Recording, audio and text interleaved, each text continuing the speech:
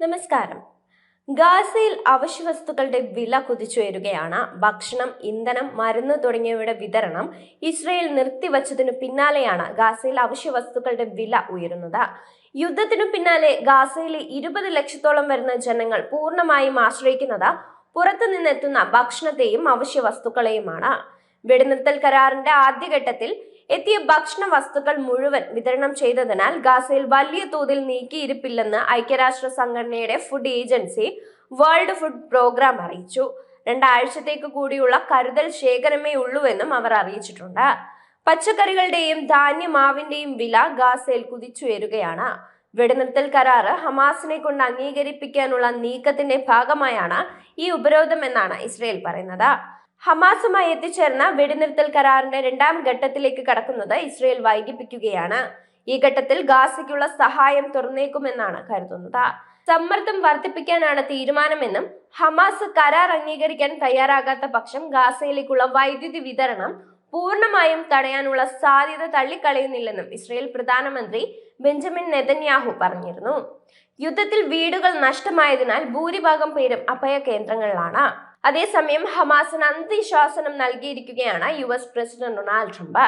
ബന്ദികളെയും കൊല ചെയ്യപ്പെട്ടവരുടെ മൃതദേഹങ്ങളും ഹമാസ് ഉടൻ കൈമാറണമെന്നും അല്ലാത്ത പക്ഷം ഹമാസിനെ പൂർണ്ണമായും നശിപ്പിക്കുമെന്നും ട്രംപ് മുന്നറിയിപ്പ് നൽകിയിരുന്നു.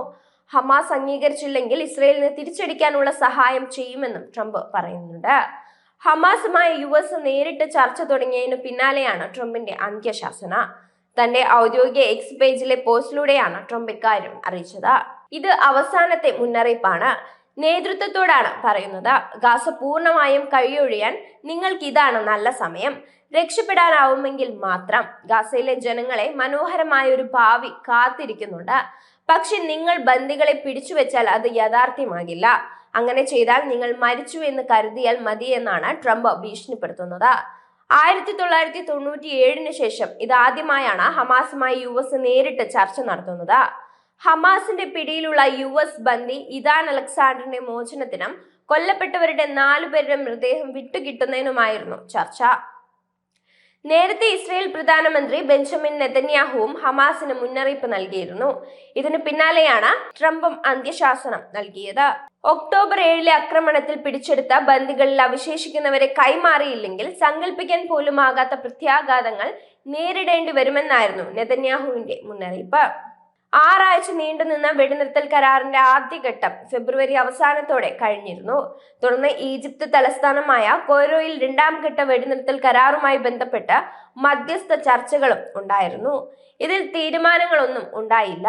യുദ്ധാനന്തര ഗാസയുടെ പുനർനിർമ്മാണത്തിനായി അറബ് രാജ്യങ്ങൾ അംഗീകരിച്ച പദ്ധതിയെ USഉം ഇസ്രയേലും തള്ളുകയും ചെയ്തു. പദ്ധതി ഗാസയിലെ യഥാർത്ഥങ്ങളെ ഉൾക്കൊള്ളുന്നില്ലെന്നാണ് ഇസ്രയേൽ വിദേശകാര്യ മന്ത്രാലയവും വൈറ്റ് ഹൗസും പ്രതികരിച്ചത്. ഈജിപ്ത് ആവിഷ്കരിച്ച $5300 കോടി പദ്ധതി കഴിഞ്ഞ ദിവസം ഉച്ചകോടിയിലിരിക്കെയാണ് അറബ് രാജ്യങ്ങൾ അംഗീകരിച്ചത്. 5 വർഷം കൊണ്ട് 3 ഘട്ടങ്ങളായുള്ള പുനരധിവാസ പദ്ധതിയാണിത്. യുദ്ധാനന്തരം ഗാസയെ ഇസ്രയേൽ തങ്ങൾക്ക് നൽകുമെന്നും ഗാസയെ ഏറ്റെടുത്ത് പുനർനിർമ്മിക്കുമെന്നും ഡൊണാൾഡ് ട്രംപ് നേരത്തെ പ്രഖ്യാപിച്ചിരുന്നു. പലസ്തീനികളെ മറ്റെവിടേക്കെങ്കിലും മാറ്റിയ ശേഷമാകും പുനർനിർമ്മാണമെന്നും ട്രംപിന്റെ പ്രസ്താവനയിൽ അറബ് രാജ്യങ്ങൾ എതിർപ്പും പ്രകടിപ്പിച്ചിരുന്നു. തുടർന്നാണ് ബദൽ പദ്ധതിയുമായി അറബ് രാജ്യങ്ങൾ മുന്നോട്ട് വന്നത്.